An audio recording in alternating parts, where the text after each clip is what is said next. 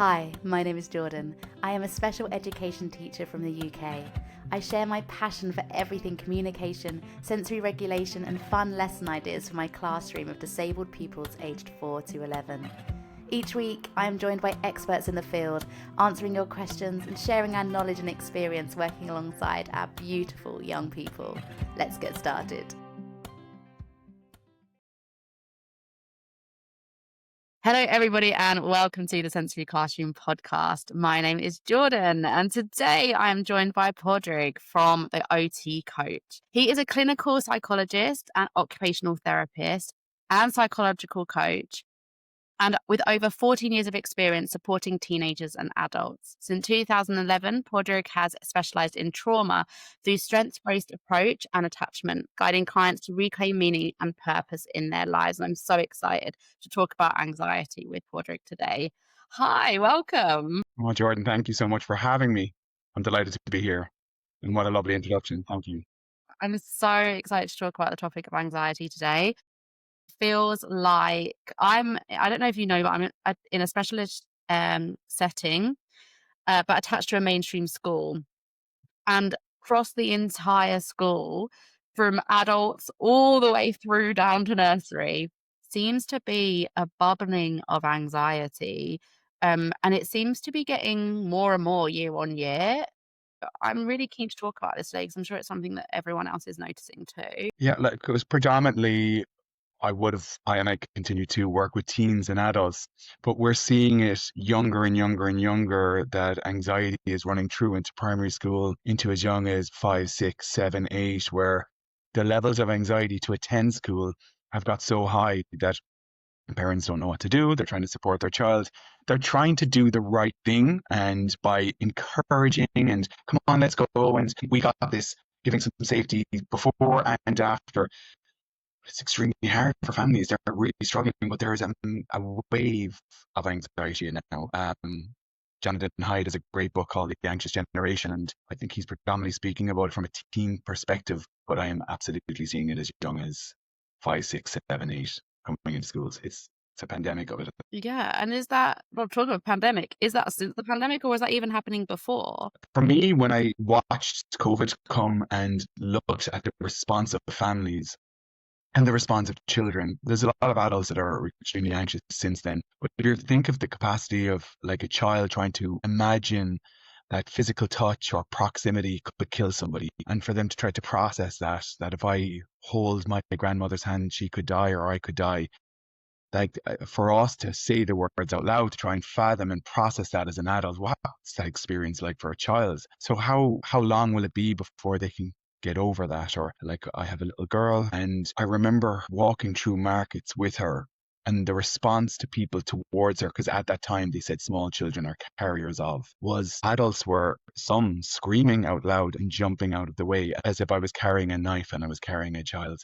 And they're interpreting that like something is wrong, something internally, what did I do? And trying to make it as lighthearted and support her around that. But we will be seeing the aftermath of that for many years to come. And there is, I think, other elements that are in play. I think when we're, quote Jonathan Hyde, I think we're often overprotective in the real world and underprotective in the online world. As parents and caring parents, we want to be there. We're reading loads on psychology. We want to be the best parent and be there for our child. And for maybe people in their 30s, 40s and 50s, we had the right amount of neglect, the right amount of our parents being far too busy to care for us, that helped us develop skills in this space, that helped us become resilient, because we had to fall and there wasn't somebody there to pick us up and put a Band-Aid on us. We had to fall and wipe our knees and get back up.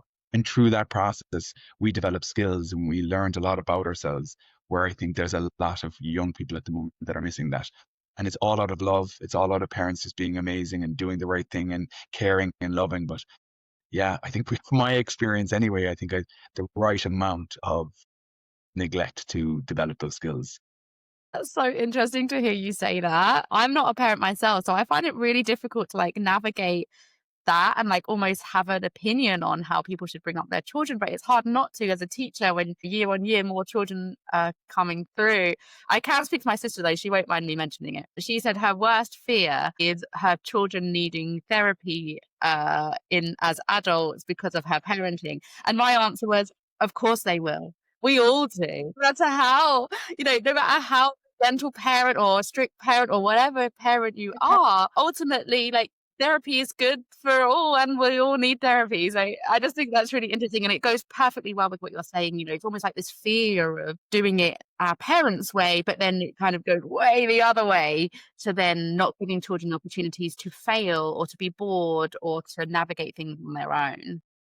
Fail, be bored, navigate things on their own. They're beautiful points, and I couldn't agree more with the three of them.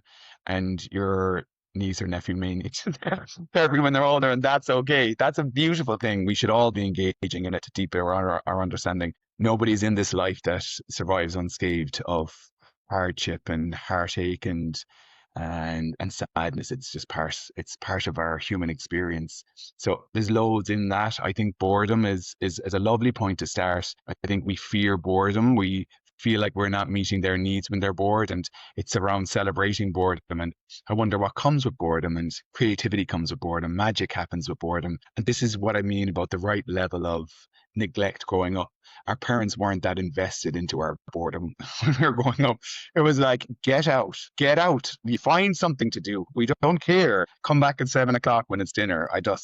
So I think through that process, we learn to sit with ourselves. We learn to be uncomfortable. We learned a lot. And I think when we're trying to fill those times, we miss that skill. So a lot comes within that. But for me, it's just parents wanting to do the right thing there, and that other component about celebrating failure as well. That's so important. Because we do fear it. We fear failure, and we sometimes build our children up to fear it as well. And it's a sign that you're trying. You're in areas that are above your threshold, and you're pushing boundaries. And sitting with that is okay. There's loads of skills that come with that, with failure, learning that I'm okay. For me, when it comes to reducing anxiety symptoms, I think what happens when we engage in talk therapy is we can do so much. We can talk about their experience. We can talk about how hard that is. We can validate that. But I actually feel they need to live and have skills where they have pushed themselves into certain areas and learned that, okay, that didn't go well, but I'm okay. I have a stream of evidence to say I'm in different environments that do bring anxiety, and we can manage that through working on the body, working on some cognitive components as well. But it's the stream of evidence from them trying things, failing at things, and them saying, but I'm actually okay. I'm fine. Like nothing bad happened, but they need that evidence. Without that evidence, us telling them they'll be fine isn't enough. They need evidence to say that's true. Makes so much sense. Is that the same for neurodivergent children? I mean, gosh, autism is such a huge umbrella, and I've worked with hundreds and hundreds of autistic young people and children and young adults, and they're so different in so many ways. But one thing it seems that they all have in common is this level of anxiety around certain things. And it looks different in every person, but it's kind of that is what the connector of autism, from my experience, from what I've seen. So is that the same? Is that they still need those kind of opportunities to explore that, work it out, that nothing really, really bad happens, or is it different? It definitely adds an area for more attention when there's a diagnosis there of ADHD autism. What I would say is you're right about the anxiety. While we have an occupational therapy, it's a mental health occupational therapy service. We're open to anyone who's struggling with their mental health. I would say 90% of the clients that are coming through the door have a diagnosis of autism. So they have heightened levels of anxiety because they are hyper aware to their environment. They feel so deeply, which is a beautiful thing, but it's hard to switch that off sometimes. They can experience the world in such an intense way. They feel love, they experience touch, they experience taste and smell in such a heightened way, but so high sometimes that causes distress. So I think I'm always very cautious to say, get out there and just become more resilient, because that's not the reality. We have to put adaptations in place, looking at their environments, looking at their sensory systems, looking at the occupation to make those adaptations. But the same front, I still think it's about creating a space where they can feel that they're okay in those environments and rewrite that story. Unfortunately, what anxiety does is it creates this avoidant behavior. When you said avoiding, whether that's avoiding school or avoiding going out to friends, your world just becomes smaller and smaller and smaller. And the only way to open that up is to lean into that, making the right amount of adaptations that things feel a little bit uncomfortable, but I'm okay. I can still cope. Making those, if we are making environments that are, I'm not going to say perfect all the time, but where there's no level of distress or it's an unrealistic environment. It's just preparing and building that awareness and empowerment that they have the skills that they're going to be okay if something maybe doesn't go as well.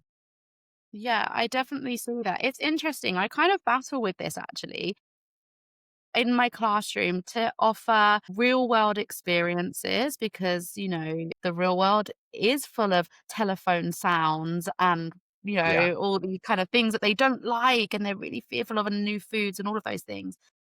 Whilst also, on the other hand, wanting to create a safe enough environment that their anxiety is so reduced that they can then learn new skills and build friendships and learn to communicate. So I'm constantly battling these two things of wanting to provide it all, but maybe not all at the same time. It's a really good point, and I think to have a neuroaffirmative approach, we should be really looking at societal changes. We should be looking at making sure every environment meets the needs of our young people. We need to be like really proactive in advocating to make adaptations to whatever activity they're doing because they deserve to have these full opportunities to live the life that they should be living. Unfortunately, the world isn't there yet. And because of that, it's important that we prepare them for when things don't go well and how can we support them. Not to stop advocating for change, but to support them that change won't always be there. And how do we manage pre going to environments that don't meet our needs and then post when we come back? I have a young person in clinic yesterday. They're an adult now, but they're still in school, secondary school. The amount of pressure that's in their body to go into this environment, it just doesn't meet any of their sensory needs. But internally, they want to gain an education. This is what they want. They want to feel, in quotations, normal. They want to be with their peers. They want opportunities to go to college. And this is the path for them. So a lot of the work that we're doing is priming and prepping for an environment that isn't meeting their needs. I am on the phone to the school regularly, offering supports and guidance from my clinical lens, but aware that they have a classroom and they have a system. It isn't an individual approach. They have a school, they have a curriculum that they have to teach. There's a lot of elements that is up against them. It's not a lack of want on their side. It might be a lack of resources or a lack of whatever. They mightn't have the facilities. So it's trying to meet that middle. But there's no point in me waiting until the perfect environment is ready for that person because they want to obtain this goal. So it's that back and forth. Exactly what you said. It's a push pull all the time. It's like, and I, for myself, it's an internal battle for me, wanting to prepare somebody to be as resilient as they possibly can to cope with every environment that's put upon them. But at the same time, wanting to advocate for environmental changes to meet the needs of the young person. So it's Exactly that. challenging. It's the difference of building resilience and then being their safe space. And it's really hard to balance the two. One thing that I found really helpful is sensory stories, like through a social stories kind of perspective, because we can explore, we can create a safe environment that's predictable. We do these often so the children know that, it's safe and they trust us. We've built trusting relationships. But through these sensory stories and through these social stories, we can explore new things, but in that safer way. Getting on a train. The first time we talk about trains, I'm not going to take my class onto a train, but we might listen to the sound of the train. We might feel vibration, might practice getting tickets and all of those things, but in the safety of the classroom that they know really well, they can leave at any time, explore those things, explore those processes, those smells, those sounds, those feelings, so that in the real world, when they're out with their parents or whatever, they could actually go on a train and it won't be completely new to them. They'd have smelt it before, felt it before, heard the tannoy before, and all of those things. It will mean more. Do you have anything else like that that we can, as parents and teachers, put into, I don't know, our timetable of things to help better prepare the children to feel less anxious for these everyday environments. Supermarkets, for example, is a Yeah. classic one. It's that's a great example of what you gave as well. And it is that preparation. It is that this is what the experience might be like. We might not be able to adapt everything that we need for that, but have a feel of what this might be like. How is your body responding? And through those, we learn a lot. I think it's very difficult to give overall recommendations, as you know, the individual needs from somebody being so hypersensitive to something, to somebody maybe having low registration, to somebody seeking sensation. And for every individual, it is, but knowing your child, knowing the things that cause them discomfort, preparing their morning to be as routine and as structured, and meeting their needs as best as possible before we enter these environments. Having visuals, like expressing, this is what's going to happen. Here are the steps. Here's the time frame. If that is shopping, this is what we're going to do. Here is the list. Giving them a task to keep them occupied and engaged in their environment, if it's the right move for that young person, that they feel good, that they feel empowered, that they're developing a skill that they can be like, okay, this feels really good. I know now, as I'm getting through my list, I am ticking off a lot of these. I'm getting closer to this stage. And I know how long this process is going to take, because my mom has prepared me that I could be at the queue for 5 minutes. And I would say to often overestimate the time. Like, if we're saying that we think it's going to be 10 minutes in the shop, but it could be 15 or 20, then say 20, 25, because they're watching the clock. It's taking everything in their body. And I would rather overestimate the time of activity so that they are, if anything, relieved when it's over a little bit earlier, rather than them watching going, I have 10 minutes in me. I can give you 10 minutes. Oh, now we're in here for 15. You said, you know, If it isn't because for things that you don't have control over, then that trust is absolutely, gone, right? Next absolutely. time you say a time, it will mean nothing, will mean far less because they'll remember that last time when it wasn't that.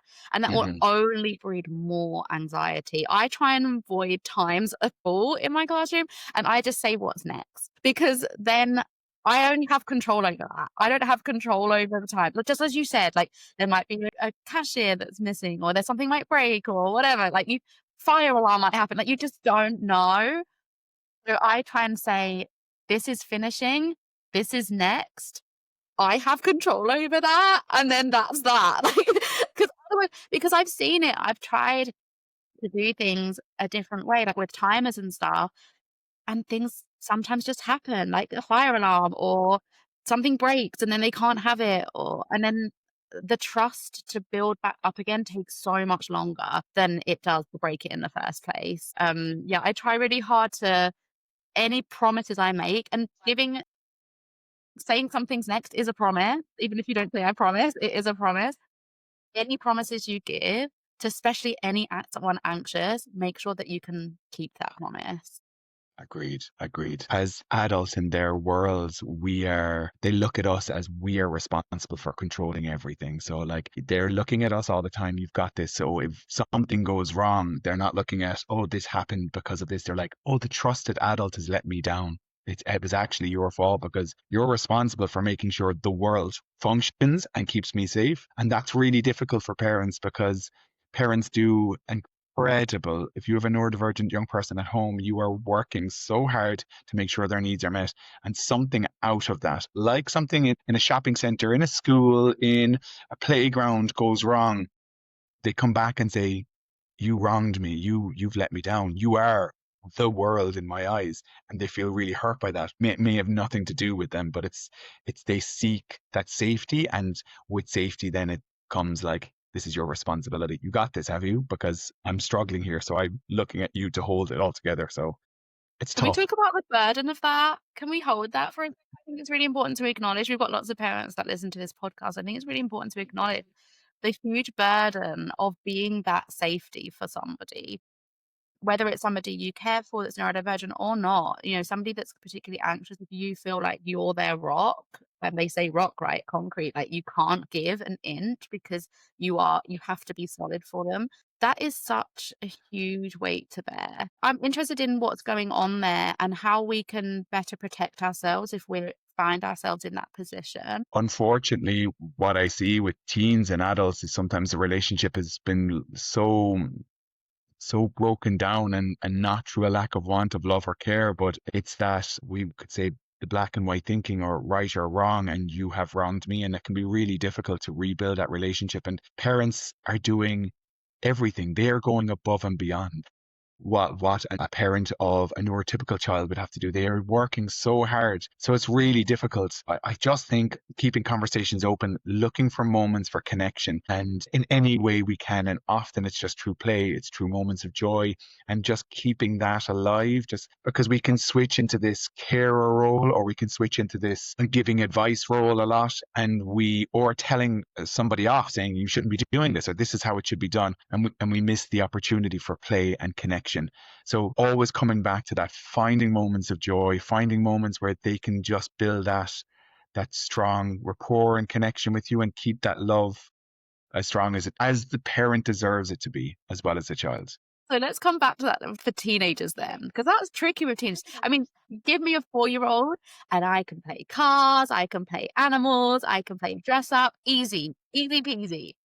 I really struggle to relate to a teenager that doesn't want me to be in their space and doesn't think I'm cool and all those things. Like, how do you start to build those connections? What does that look like for a teacher or a parent trying to build a relationship with a teenager? So I have predominantly worked with teens and I work alongside lots of therapists and they always say, oh my God, teens, I can't cope. I can't. Um, for me, it's humor. If anything, I'm like slagging them and giving them a bit of grief about something and really not taking the core of our relationship too seriously, except just kind of trying to build that kindness and rapport. And it can be slower, but as soon as they feel that space and it feels less clinician or less authoritative and less, I'm telling you what to do, and I'm more interested in a joyous connection, humor, fun. Let's just give each other a little bit of crap about something and then we build that connection. So people ask me, like, how'd you connect? And I say, I just give them a little bit of crap and It's slag them. banter. And then that relationship is there. And then you're in a space where there's trust. And then they can feel like, okay, he sees me. And I'm not, you're always mindful of this. If somebody comes in completely low and distressed, it's not the time to start making jokes. You support them, you meet them where they're at. But everything is humor and connection. When that is there, there's some type of joint relationship. And then when you have that and you build on that, then you can sit with them and then be super curious of what's going on for them. We rush for an answer to meet our own need. Oh, I know what to say and I know what to do and this will fix your problem. They've heard it all before. They actually want to feel like someone's listening to what they're saying, feeling that experience must be really hard. And always remember, while they want to be adults, they are not. While they might portray that they're adults, they are not. And we see things in a very different lens. So if they fight with their friend Shauna down the street, and it might be something what we identify as small, it's their whole world.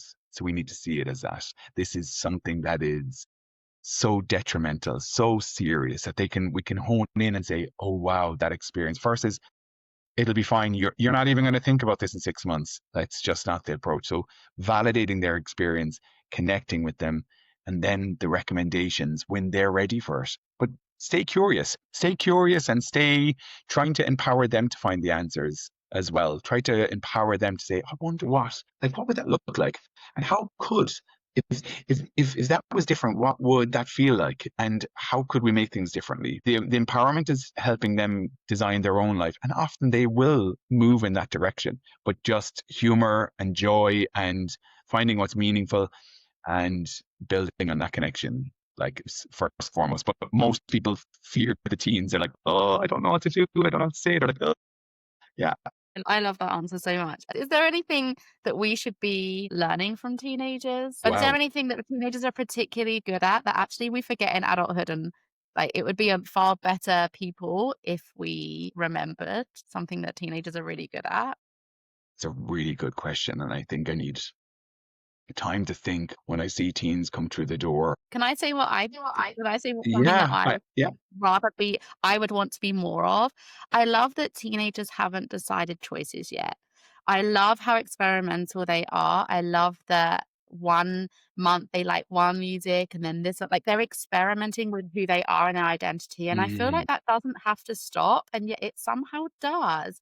mhm. We somehow in, our late 20s even, so quite early on, kind of get set in our friendship groups, our clothing, our music choices, what we like. And in some ways, that's really lovely because it's our security and identity.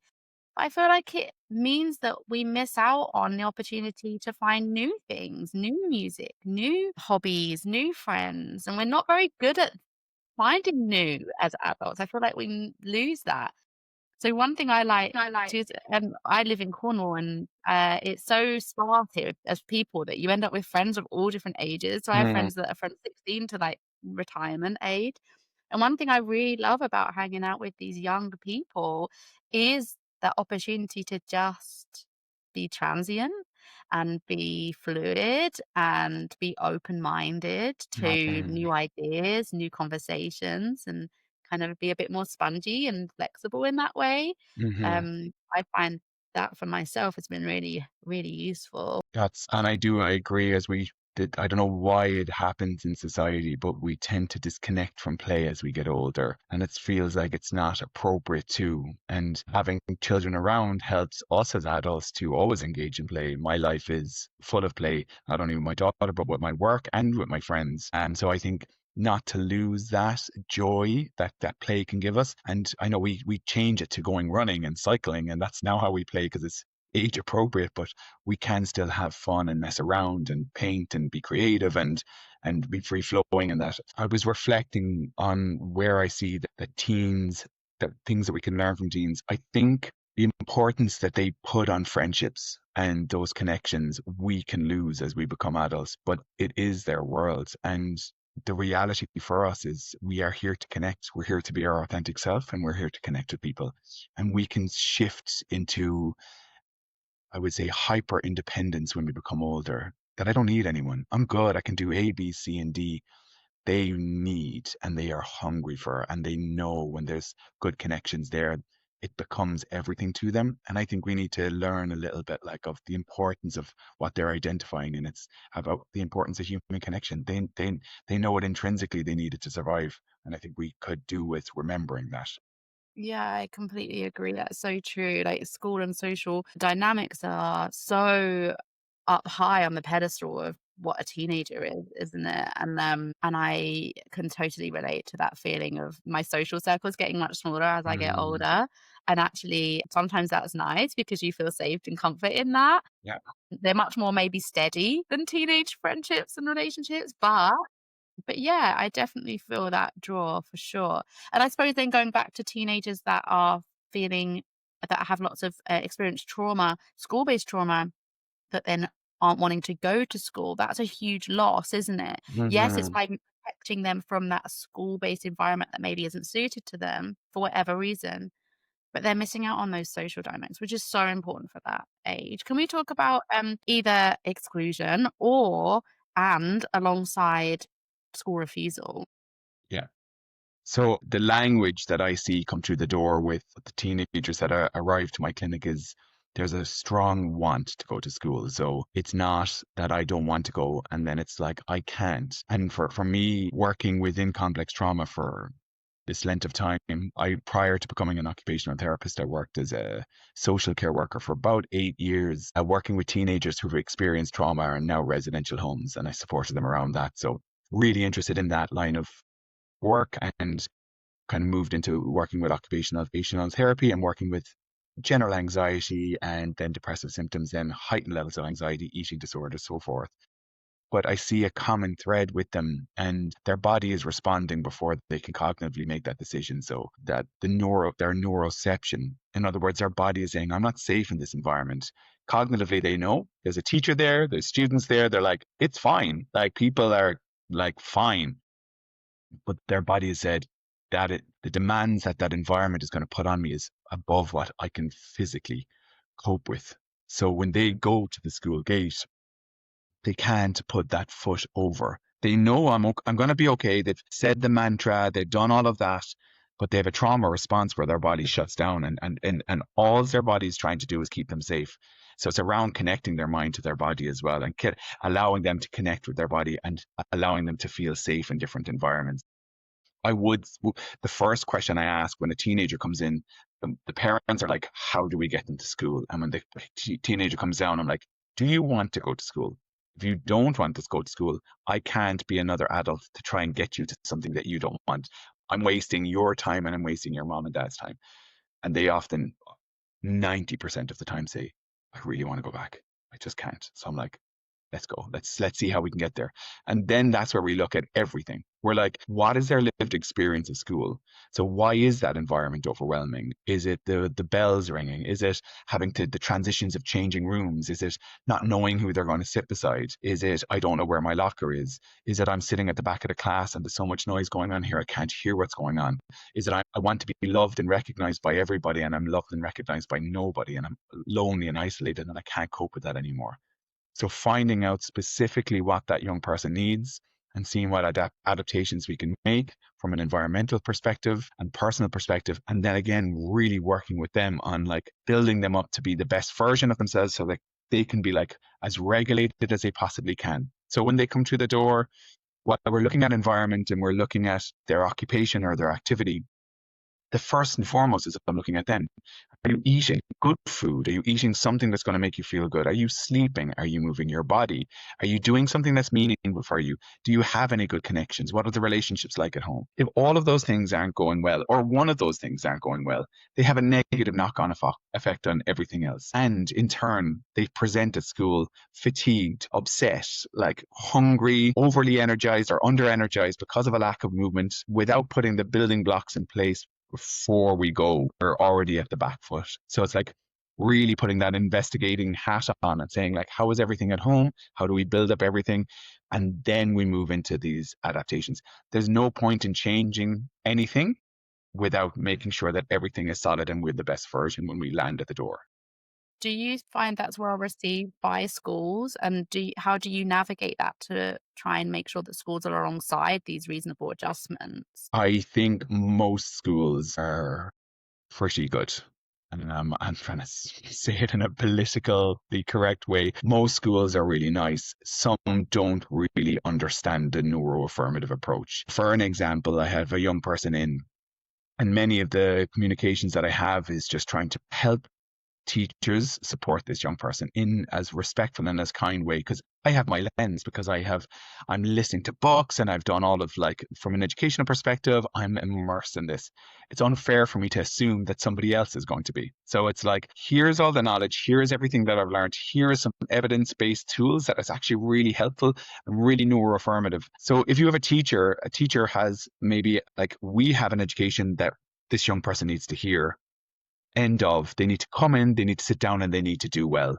That's it. And that's maybe a limited approach or perspective, but it's reframing what we're looking at. If I have a young person that's attending school and we're pushing for attendance and they're already overflowing, we need to pull back in attendance and we need to celebrate reducing that.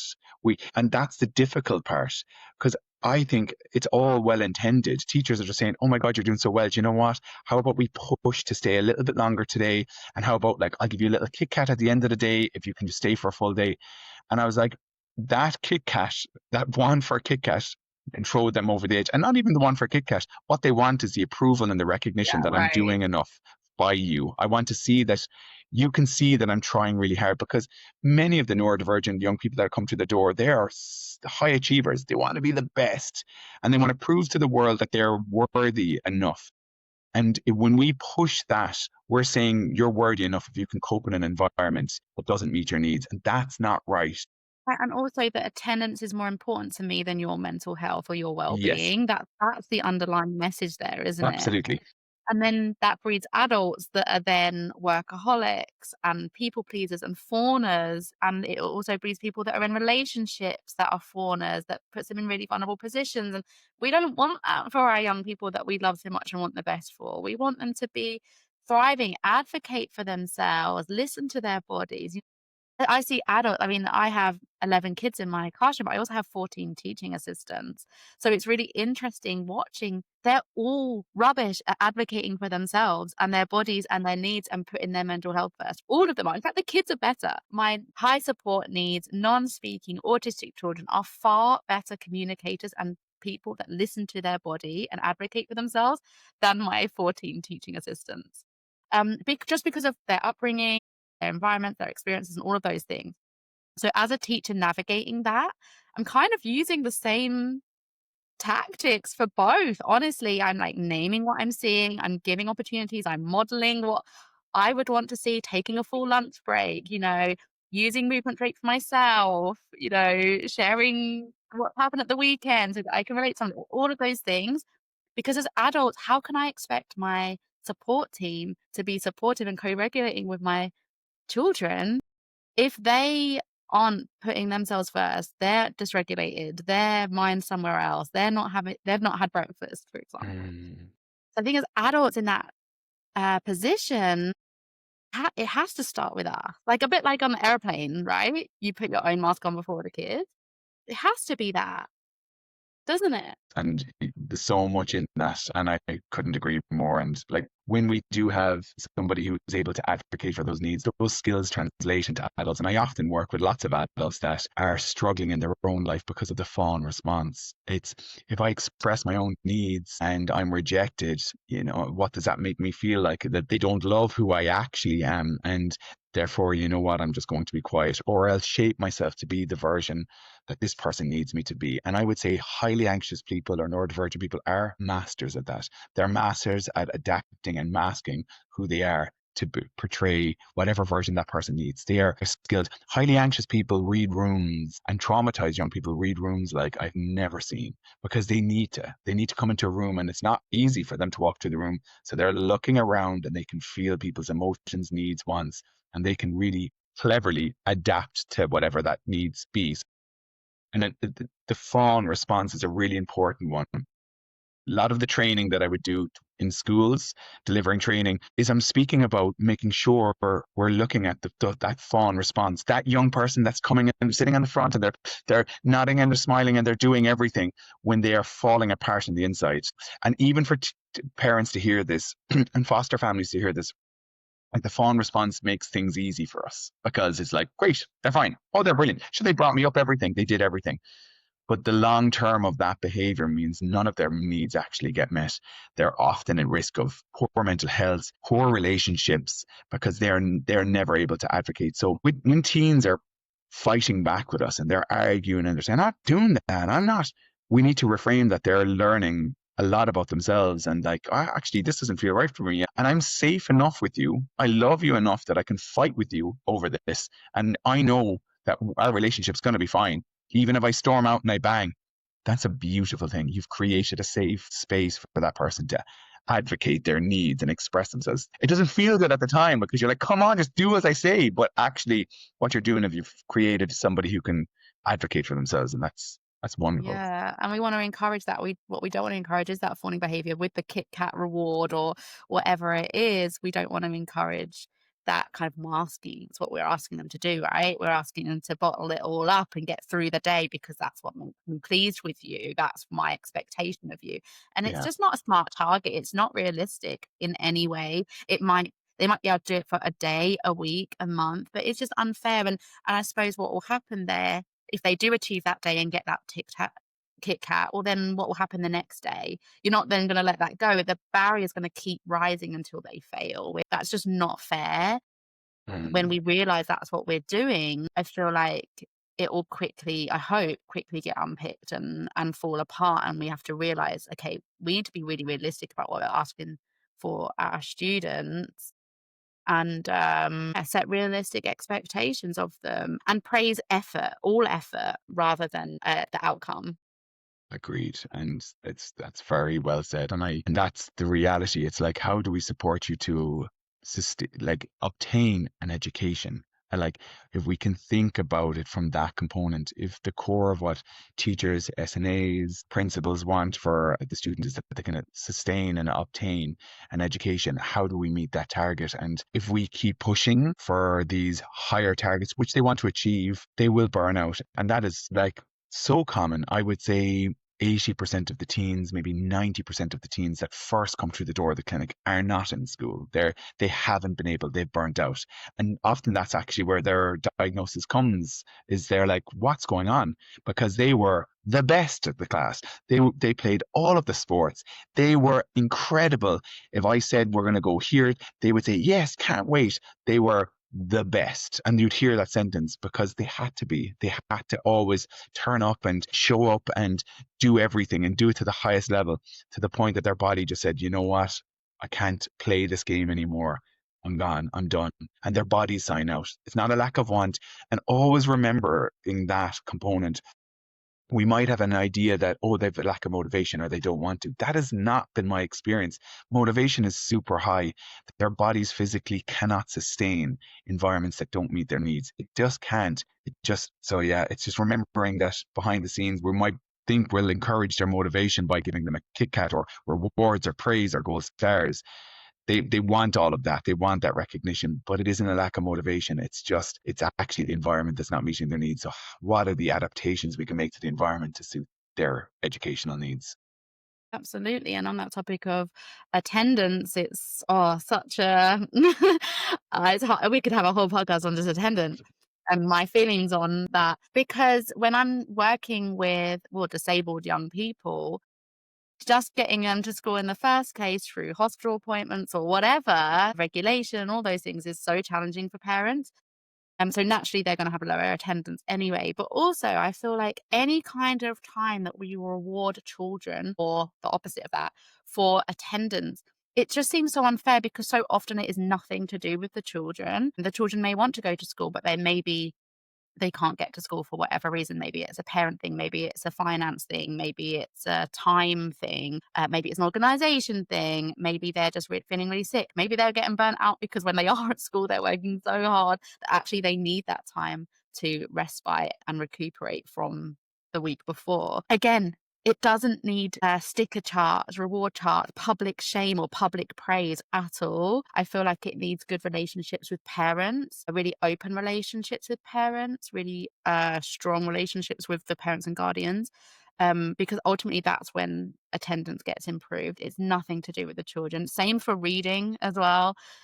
These reading charts, this public praise for reading has nothing to do with the Mm. children. It's all to do with the parents understanding how to do it, when to do it, the importance of it, and more training in that regard. And I think there's so much that happens in mainstream schools like that, where it's then put on the children to feel shame for not doing that thing that's actually nothing to do with them in any way. It's such a good point because we do put it on them. If they can't attend, they've let themselves down and you've done the wrong thing. And that's why I'm always cautious of the idea of, like, encouraging resilience when it comes to being neurodivergent. Like, often it is those adaptations that need to be made. If I'm working with a family and there's an awful lot of stuff going on at home, and I take that young person, I'm doing individual therapeutic work. I can't put them back in that home environment that doesn't meet their needs and think that their well-being is going to improve. It's the environment that they're in and how they react to that is everything, from a school setting to a home setting. And there's another lovely point that you made there. I really think that collaborative piece with teachers and school is so important, that when we are coming to the school, that we're keeping those positive relationships going. Not only are we modeling it for our kids, but when those relationships are there, it becomes a really positive working relationship versus you have to do. We just know that language doesn't work. And we need to lead with empathy on both sides, from a parent perspective of the limitations of what schools might have, that we're meeting a teacher that is navigating 15, 20, 25, 30 students with varied needs, varied learning styles, and they have a curriculum that they have to deliver. That's who we're meeting. So imagine us in that situation trying to navigate 30 when we're struggling with, like, to navigate our own. So, like, how then do we meet them with empathy, and vice versa, for the parents to say, or for the teachers to say, okay, this is the real professional here. They know the deep needs of my child, of their own child. So let me hear what they're saying. Just because my child might, their child might sit in classroom and fawn and say yes sir, no sir, 3 bags full, and then go home and be completely dysregulated. I need to hear that as that's the truth. So what adaptations can I make to make their life a little bit easier at home as well? So Yeah. and that positive Coming with an relationships. open mind, isn't it, to that meeting? Coming with Mm, an open mind that this other person, whether it's the parent or the teacher, depending on which one you are, is believe them, listen to what they're actually saying, listen to the subtext of what they're actually saying, and then meet together as to try and find a resolution. Because otherwise, yeah, nothing. If you're both pulling in different directions, both could be right, both could work. But if you're both pulling in different directions, it's not going to help. I feel the same about the team around the child. I'm sure as an occupational therapist, you work with big teams around certain young people that you work with. And we've all got our own targets. We've all got our own things that we think are the most important, and they're all right. But you can't do it all at once. This poor child or parent often having to navigate all of these different targets, all of these different objectives and feelings on what's best for them and themselves can be so hard to navigate. So coming together as a team and deciding, look, I know these things are all important, but actually what are we focusing on this week, this term? And letting it it's like go, but letting your ego go as the teacher, as the speech and language therapist, or as the occupational therapist to like, maybe your thing isn't actually the most important right now. I couldn't agree more, and absolutely leaving the ego at the door, and that it doesn't matter who you are. Sometimes walking into a room, believing that you probably know the least in the room is a beautiful place to start, because that's where Yeah. learning happens. And if we all did that, wouldn't that be so wonderful? Absolutely. How quiet would rooms be? Everyone's sitting listening. Somebody's going to say something good here, and it's not going And to be that's me. I think that's when real work happens, is when we all Agreed. sit back and actually listen, and I love bringing videos and photos of the children to meetings like that because it just brings it back. Like, look, we all have our own ideas, our own experience, our own Yeah. education. But actually, what does this young person want? If they could speak, because all of my young people can't speak, if they could speak and advocate for themselves, what would they be saying? Actually, they don't want to do that, that, and that. They just want to be able to ask for a TV program they want. Okay, well, then that's the target, and it just brings it back down to Mhm. this young person advocating for them. And you can't argue with that really because it's what they No. want. Yeah. And we would often say, and the research reflects this, it's when we are all coming together and looking at the client-centered goals, when we're there differently and we all have different goals, as you said, we're all trying to work in a very different way. But if we can collectively get the goal that the client, the person, the student wants, and then instead of using a multidisciplinary approach where there's lots of different people, it's an interdisciplinary approach. Okay, so this is the goal. I actually think I can help with this part. Okay, well, I can help with this part. And the success rate is completely different. In Ireland, we have a lot of multidisciplinary approaches. So there's a speech and language, there's an OT, there's psychology, and we're all working on our own individual. And we miss the component of coming together saying, who is this person? What do they need and want? And what is my role to help them get to that end goal? Okay, I can step in there and do that. And I think we need to look at that. What is the goal we're looking for? And what's my role in supporting that process? Not I my goal love for them. that. I love that so much. And as teachers and parents, we could definitely be an advocate for that, pulling it all together and reminding everybody that we're working for one thing. That's really great homework for me, actually, and everybody else listening, that if you're leading an EHCP meeting or an IEP meeting or a team around the child meeting this upcoming term, maybe that's your role. Maybe your role isn't to come with new targets, but it's just to collate it all and to put everybody into one goal and all working for the same thing. And I totally agree with you that of course that would mean better results for our young people that we all want the best for. And the joy that everyone's going to get in the process of doing that. And that's when we can keep those positive relationships going. We know from a work context, we are going to work harder for the person we adore and we connect with and we love. Like if that's parent, if that's a colleague, we want to go above and beyond what we can, above our role when we feel good about the interaction. So let's keep it as optimistic and positive and let's move for the ultimate goal, which is what we're all there for. The parents want to make sure that their children have a beautiful experience, beautiful memories, and are as independent and feel good about themselves in this setting as possible. Teachers want the same. They want the same outcome. SNAs want the same. They want the same outcome. So we all know and we all have a role to play. So let's collaborate and work together in that space. And that's a beautiful sentiment to finish our podcast today. You have a workshop all about the stuff that we've been talking about today. Do you want to tell us a little bit about that? Yeah, so I have a workshop coming up with Dr. Jennifer Cuppage, and we work together, we collaborate together a lot. And what we're seeing, and we actually are both, our waiting lists are closed. We don't have the ability to support the parents that need the support so they can support their teens. So we're seeing heightened levels of anxiety. We're seeing self-harm, suicidal ideation, eating disorders, mobile phone addictions. We're seeing isolation. We're like, it's so heavy, some of the cases here at the moment. So what we're doing is we're doing a workshop on the 5th of October in the Kingsley in Cork in Ireland, and it's from 4 p.m. to 7:30. So it's just going to be all around anxiety, but actually empowering parents and carers and professionals of what tools do I need so I can support teens so that they can maybe reduce screen time, live a more meaningful life, get that social connection that they're starving and craving. So we're going to talk about lots and keep the space open so people can ask questions. That's why it's the blend that it is, so that we can have that back and forth. So yeah, it'd be great if anyone wants to join. Yeah, join the party. I'll leave a link down in the description below Brilliant. if that's okay. And is the workshop format something that you will want to do regularly? There'll be more and more It's things. I would say it's commonly what's asked for. Like there's a lot of people around Ireland that are saying, "Oh, you coming to the north of Ireland? Could you do it here?" It's probably the most common topics that we talk about in clinic, and then it's the one that's sought after. So we're debating now, okay, how do we maybe record this, use webinars? Mhm. What does this look like? But for now, it's in person in Cork. But I would say, like I've done similar ones to this regularly. AD anxiety, they're the two ones that seem that people are like, I just need more information. How do I support families?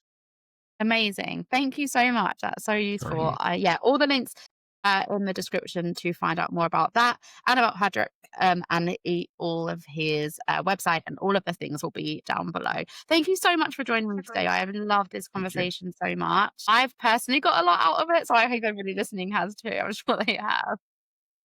It's awesome. Thank you.